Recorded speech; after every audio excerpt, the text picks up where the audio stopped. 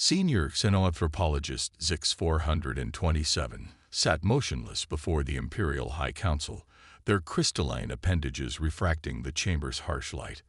The tension in the vast circular chamber was palpable as the council members waited for the presentation that had been marked as urgently critical in their morning briefings. Honored Council, Zix-427 began, their voice modulator carefully calibrated to project calm authority. After 15 orbital cycles of studying the species designated as humans, I must strongly advise against any military action against Earth. The chamber erupted in dismissive clicking sounds, the crystalline empire's equivalent of laughter. High Counselor Mer 890 raised their primary crystal cluster, silencing the chamber. Observer Zix 427, your extensive work studying primitive species is noted, but surely you jest. Their most advanced vessels barely reach their system's edges. They still rely on chemical propulsion. They haven't even unified their planetary government. With respect, High Counselor, these apparent weaknesses masked something far more dangerous. Zix 427 activated their neural projector, filling the chamber with a holographic display of Earth's history. Humans are unique among all species we've encountered in one crucial aspect. They thrive on adversity. The projector displayed scenes from Earth's past, cities rising from atomic devastation, societies rebuilding after natural disasters, technological leaps made during times of scarcity. Most species evolve toward stability. Zix 427 continued. They seek equilibrium with their environment. Humans do the opposite. They deliberately seek out challenges. They purposefully place themselves in hostile conditions to force adaptation. The Council watched as images of human deep-sea exploration, mountain climbing, and spacewalks played out before them.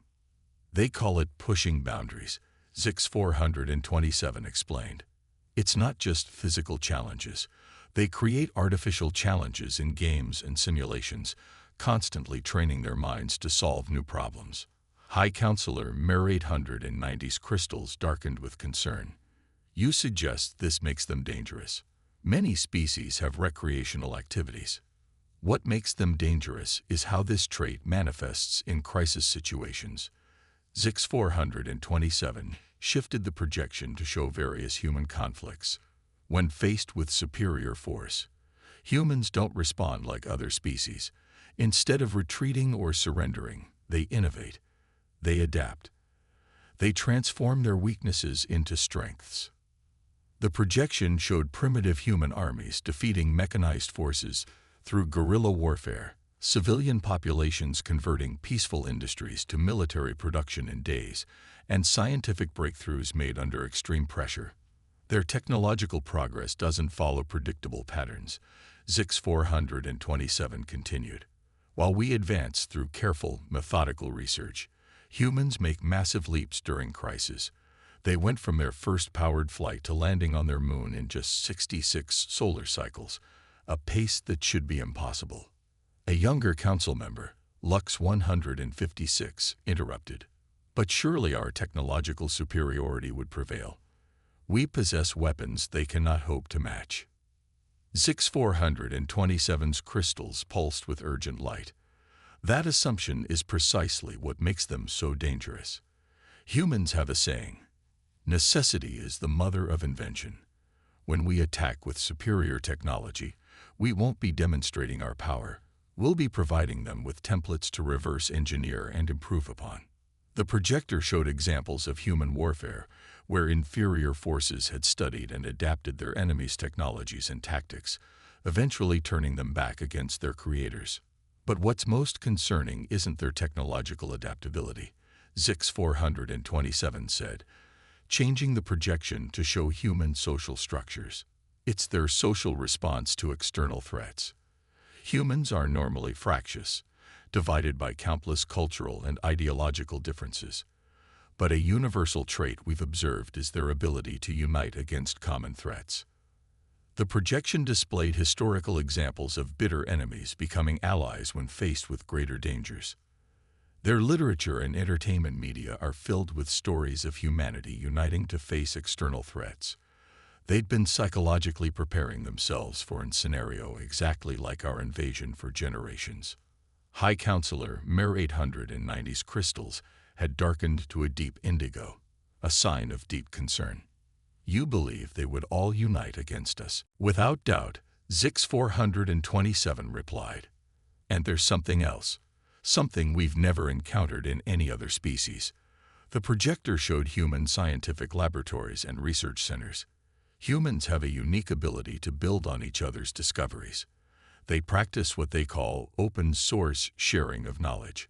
When faced with a crisis, they can crowdsource solutions, combining millions of minds working in parallel to solve problems. The chamber fell silent as the implications sank in. Zix 427 continued.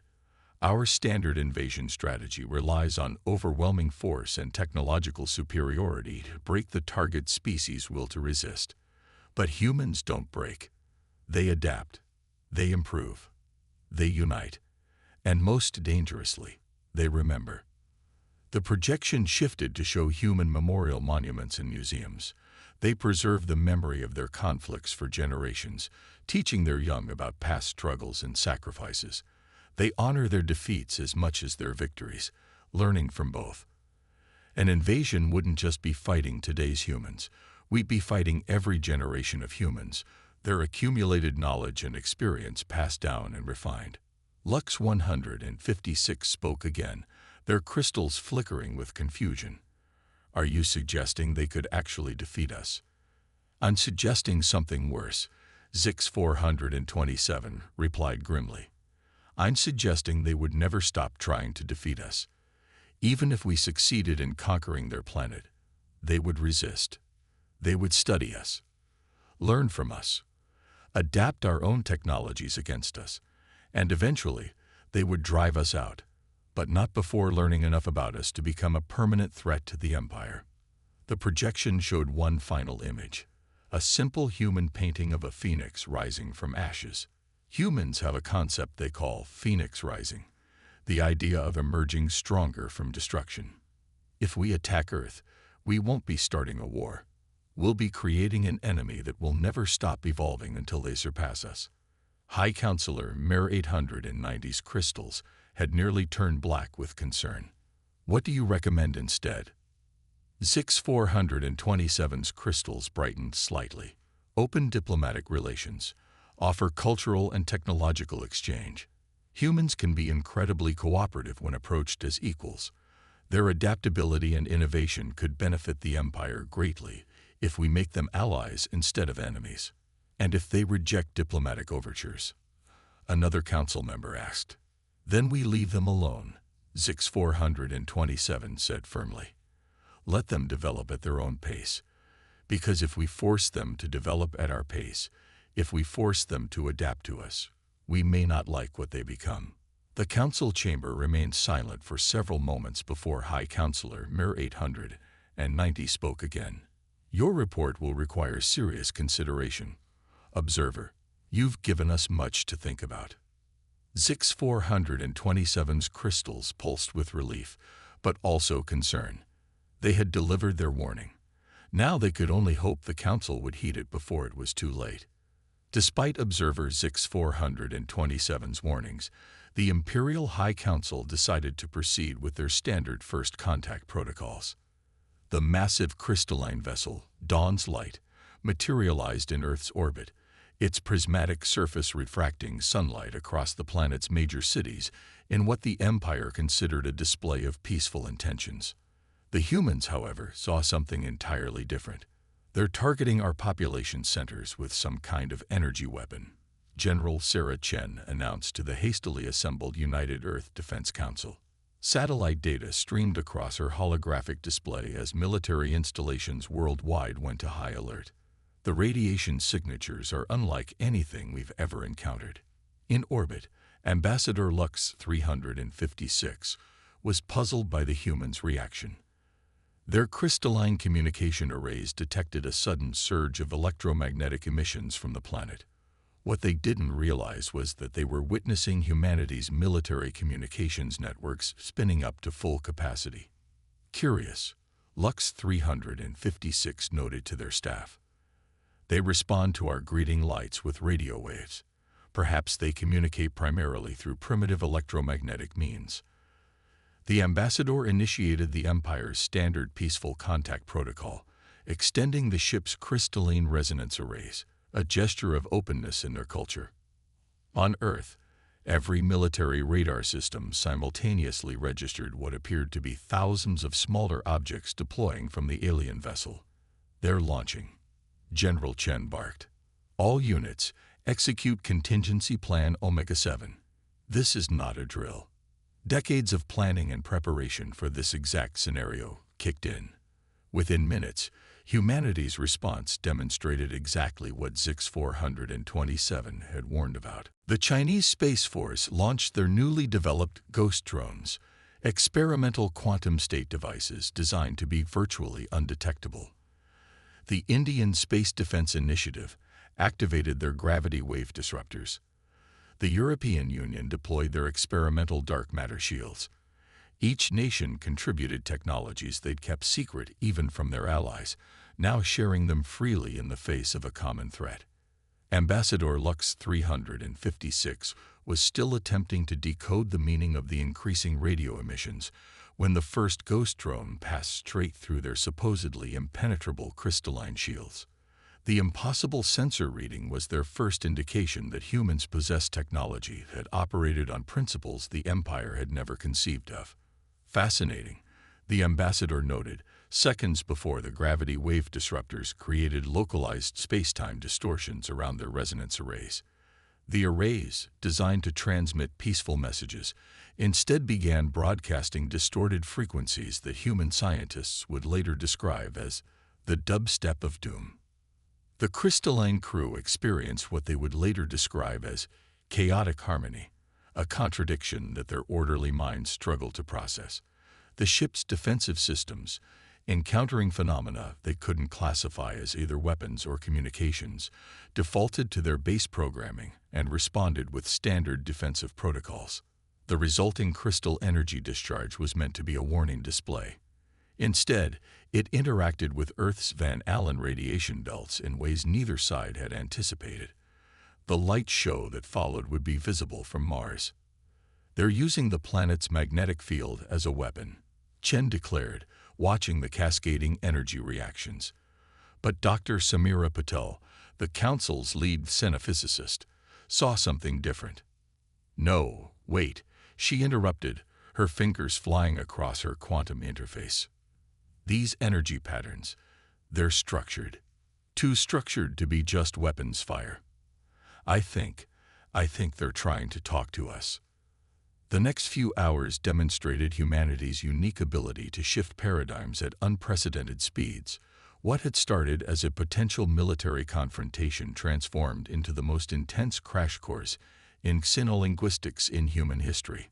Scientists worldwide began analyzing the crystal energy patterns, sharing data in real time through quantum-encrypted networks. Meanwhile, in orbit, the crystalline crew was experiencing their own paradigm shift. Their sensors registered hundreds of different human approaches to communicating with them: radio waves, laser pulses, gravitational waves, quantum entanglement signals, and even old-fashioned light patterns. The humans weren't just trying to understand the Empire's communication method. They were throwing every conceivable communication technology at the problem simultaneously. They adapt with impossible speed, Lux 356 reported to the High Council. Every attempt we make to clarify our peaceful intentions leads them to develop new technologies to respond. They've achieved in hours what should take decades. Dr. Patel's team made the breakthrough. They discovered that the crystalline ship's energy patterns matched mathematical constants. Pi, the golden ratio, Euler's number. Within minutes, humanity had the basis for a mathematical language to communicate with the aliens. But it was what happened next that truly demonstrated why Zix 427's warnings should have been heeded. Rather than simply establishing basic communication, human scientists began exploiting the mathematical language to probe the fundamental principles behind the Empire's crystal technology. Each response from the ship, intended to convey peace, revealed more about how their systems worked. They're reverse engineering our entire technological base through our attempt at diplomatic contact, Lux 356 realized with growing alarm. Every message we send teaches them more about crystal energy principles that took us millennia to develop. By the time the first official messages were exchanged, humanity had already learned enough about crystal energy technology to begin theorizing improvements. Patents were being filed even as diplomats drafted Earth's formal response to the Empire's greeting. The High Council received Lux 356 report with growing concern. The humans had not only survived their first contact protocol, which had accidentally subjected them to energy emissions that should have overloaded their technology, but had turned the entire experience into a learning opportunity. They had transformed a potential disaster into a technological revolution. Observer Zix 427 was correct. Lux 356 concluded their report. They don't just adapt. They thrive on challenges. Our attempt at peaceful contact has inadvertently accelerated their technological development by at least a century. And most concerning of all, they seem to be enjoying it. Indeed, across Earth, the mood was one of excitement rather than fear. Humanity had faced its first alien contact, survived a near-catastrophic misunderstanding, and emerged with new technologies and knowledge. Scientists were already incorporating crystal energy principles into existing technologies, engineers were designing hybrid systems, and businesses were racing to file patents for crystal tech applications. The Empire had intended to demonstrate its superiority. Instead, they had given humanity exactly what it needed to begin catching up.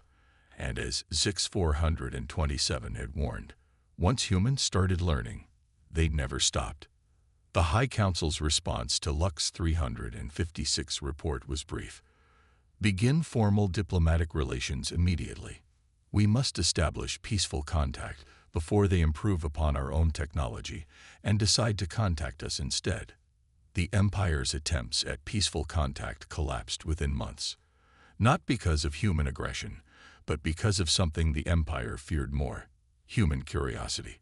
Earth's scientists had begun asking questions about crystal energy technology that made the Imperial High Council deeply uncomfortable. Questions that suggested humans were already theorizing applications that had never occurred to the Empire's engineers in millennia of development. The Empire made its decision. Better to crush humanity now than wait until they fully understood the technology they glimpsed. The Imperial battle fleet emerged from hyperspace near Neptune, expecting to use the ice giant's intense magnetic field to amplify their crystal energy weapons. Admiral Krix 789 had chosen this position carefully, believing it would demonstrate the Empire's superior understanding of crystal energy principles. They found the humans waiting for them. "Welcome to Neptune," Captain Yuki Tanaka's voice crackled across all frequencies, transmitted from the UES Magellan. "We've been expecting you. Like what we've done with the place." The Imperial fleet's sensors registered something impossible. The humans had transformed Neptune's upper atmosphere into a vast network of crystal energy collectors, using the very principles they'd learned during first contact. But they'd done something the Empire had never considered. They'd integrated their quantum technology with the crystal energy matrices. "Impossible," Admiral Krix 789 whispered, their crystals paling. "They couldn't have developed this so quickly." "You're probably wondering how we did this so fast." Tanaka's voice came again, almost cheerful. "Turns out, when you give humans a physics puzzle and tell them it's important, we get really creative. Did you know we solved this using a video game?" Indeed, humanity had turned the challenge of understanding crystal energy technology into a massive multiplayer online game. Millions of players had spent months solving crystal energy optimization puzzles, thinking they were playing the hottest new game of the year. The solutions they developed had been implemented in reality by AI systems and automated construction drones. The Imperial fleet's first volley of crystal energy weapons was absorbed by Neptune's atmosphere, feeding directly into humanity's improvised power grid. The humans had turned the entire planet into a giant energy capacitor. That's the thing about humans, Tanaka continued, as her fleet began to move. We don't think like you do. We don't respect traditional limitations. Someone looked at Neptune and didn't see a planet. They saw a battery. Someone else looked at quantum mechanics and crystal energy tech and asked, why not both? The human ships demonstrated this hybrid approach dramatically. They had built their vessels using crystalline hulls similar to Imperial designs, but with a crucial difference. Where Imperial ships used pure crystal energy technology, human vessels pulsed with an interaction between crystal energy and quantum fields that created effects the Empire had never seen. The Battle of Neptune lasted precisely 17 minutes. The Imperial fleet's crystal energy weapons, designed to overwhelm conventional defenses, were useless against ships that could quantum shift between states of matter. The humans' hybrid weapons, combining crystal energy with quantum physics, bypassed Imperial shields as if they weren't there. But it was Neptune itself that delivered the decisive blow. The humans hadn't just been collecting energy. They'd been learning to manipulate it with precise control. When they released the stored power back through their crystal quantum matrices, they created a cascading wave of energy that transformed the space around Neptune into a quantum crystal storm.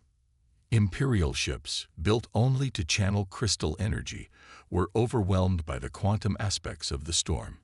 Their crews watched in horror as their vessels' crystalline structures began resonating at quantum frequencies they were never designed to handle. We're giving you one chance to withdraw, Tanaka broadcasted. We don't want war. We want to learn, to explore, to understand. But if you force us to fight, we will. Admiral Crick's 789 stared at their fleet's status displays in disbelief. In just months, humans had not only grasped crystal energy principles that took the Empire generations to perfect, they'd improved upon them by adding elements the Empire had never considered. The Admiral's reports had warned that humans were dangerous because they were unpredictable. Now they understood that humans were dangerous because they were innovative in ways that defied Imperial comprehension. All Imperial vessels, withdraw, the Admiral ordered. Their crystals had darkened to nearly black, a sign of profound disturbance. Priority message to the High Council. Observer Zix 427's warning was insufficient. The humans don't just adapt to challenges. They transform them into advantages we cannot predict. As the Imperial fleet retreated, they recorded one final chilling observation. The humans were already beginning to modify Neptune's crystal energy collection grid, improving its efficiency based on data gathered during the battle. They hadn't just defeated the Imperial fleet. They'd used the battle as a learning experience. Captain Tanaka watched the Imperial ships flee, then opened a channel to Earth. Battle concluded. Neptune defense grid exceeded expectations. And better yet, we've got enough data from the enemy's weapons to improve our crystal quantum integration by at least 300%. R&D is going to love this. In the depths of space, Admiral Crick's 789 composed their final report to the High Council.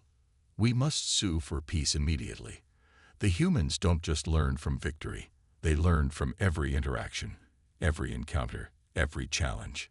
If we continue this conflict, we won't just lose. We'll be giving them more opportunities to surpass us. Back at Neptune, human scientists were already swarming over the data from the battle, asking new questions, proposing new theories, pushing the boundaries of what was thought possible. They had turned a desperate defense into a technological revolution, just as Observer Zix 427 had warned they would. The Empire had fought to demonstrate their superiority. Instead, they had given humanity exactly what it needed to begin exceeding them. The most devastating effect of humanity's resistance wasn't the military defeat at Neptune. It was the ideas that began spreading through the Empire afterward. The battle recordings, despite attempts at suppression, leaked across Imperial communication networks. Species that had been part of the Empire for millennia watched in fascination as humans demonstrated possibilities that had never occurred to them.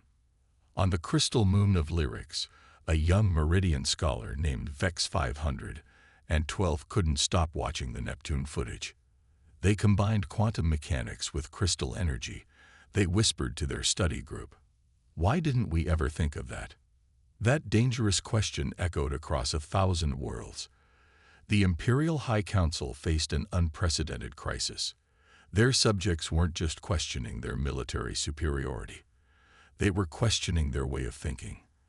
The rigid, hierarchical structure that had defined the Empire for generations began to crack. "The humans have infected our society with their chaos," High Counselor Mer 890 declared during an emergency session. "Their influence spreads like a virus of ideas." Observer Zix 427, now vindicated but deeply concerned, offered a different perspective. "Not chaos, creativity.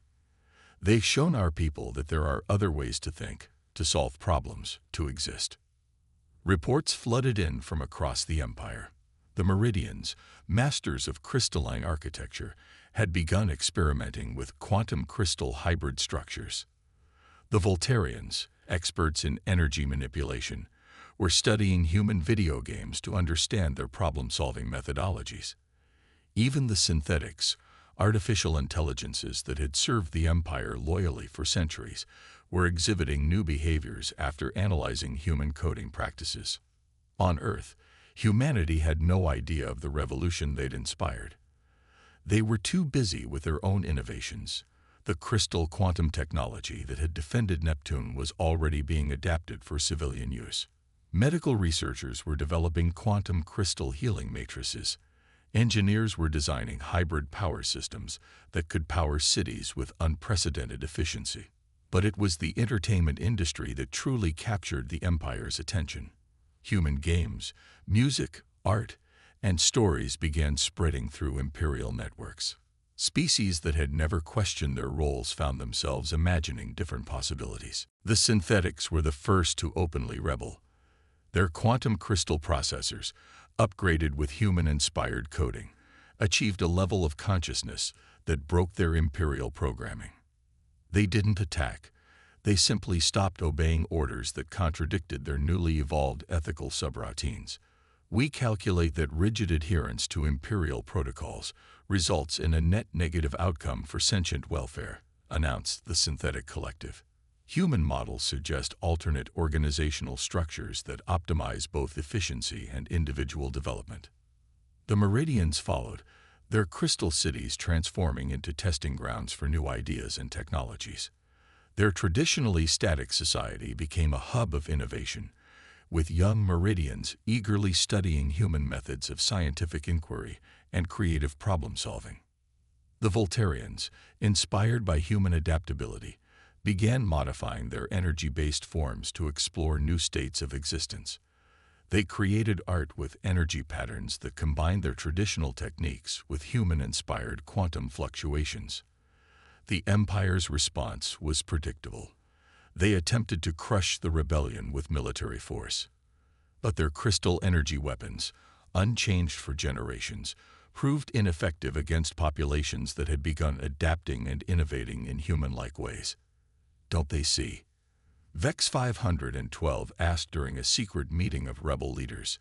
"The humans showed us that strength doesn't come from perfecting one way of doing things. It comes from constantly exploring new possibilities." The rebellion didn't take the form of traditional military conflict. Instead, it manifested as an explosion of innovation, creativity, and questioning. Species that had been content to follow imperial protocols for generations began experimenting, combining technologies in new ways, asking questions that had never been asked. On a frontier world, a group of Meridian children created a new form of crystal architecture that responded to quantum fluctuations in emotion. In the artificial habitats of the synthetic collective, AIs developed hybrid consciousness models that merged their crystal-based processing with quantum uncertainty principles inspired by human neural patterns. The Empire found itself fighting an enemy it couldn't understand: ideas themselves. Every attempt to suppress the rebellion only inspired new forms of resistance, new combinations of technologies, new ways of thinking. Human observers, finally becoming aware of their influence, watched in fascination.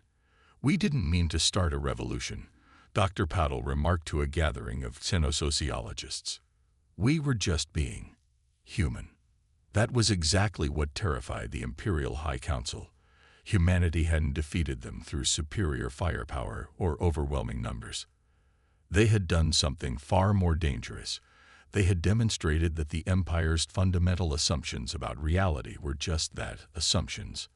The High Council received a final report from their intelligence services. The contamination is complete. Even species that remain officially loyal to the Empire have begun questioning traditional methods. They ask, what would humans do when faced with problems? The rigid crystal structure of Imperial society cannot sustain these stresses. Observer Zix-427, watching the transformation spread, understood what the Council couldn't. The Empire had feared humanity's potential for destruction, but that was never the real threat.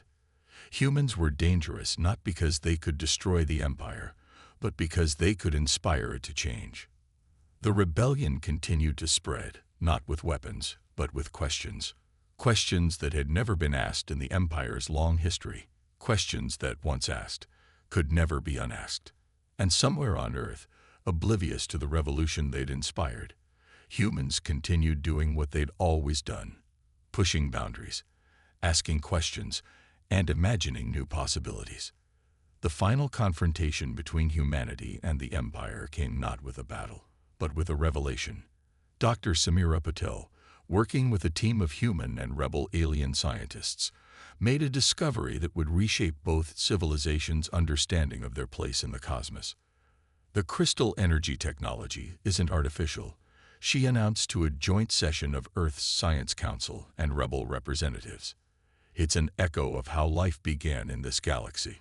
The evidence was hidden in the quantum crystal matrices humanity had developed. When they combined quantum mechanics with crystal energy technology, they hadn't just created a new power source. They had accidentally recreated the conditions that gave rise to consciousness in the universe. The crystalline species of the Empire, it turned out, weren't just using crystal technology. They were living remnants of the galaxy's first conscious entities. Their rigid adherence to structure and order wasn't just cultural, it was coded into their very being. But humans had evolved differently. Earth's chaotic environment, with its constant changes and challenges, had produced a species that thrived on uncertainty and adaptation. Where the Empire's species were children of crystal clarity, humans were children of chaos and change. "Look at this," Dr. Paddle demonstrated, displaying a quantum crystal matrix pulsing with energy. When we introduce human brainwave patterns into the crystal structure, it doesn't break, it evolves. We're not incompatible with the Empire's technology. We're the missing element they needed to continue their own evolution. The revelation spread across both human and Imperial space. The Empire's crystalline species had reached an evolutionary dead end, perfecting their original form but losing the ability to adapt. Humans, with their chaotic evolution and quantum uncertain minds, had developed the very traits the crystalline species needed to continue growing.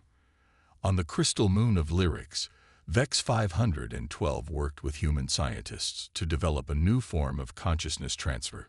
"We're not replacing our crystal nature," they explained to their fellow Meridians. "We're adding humanity's gift for uncertainty and change.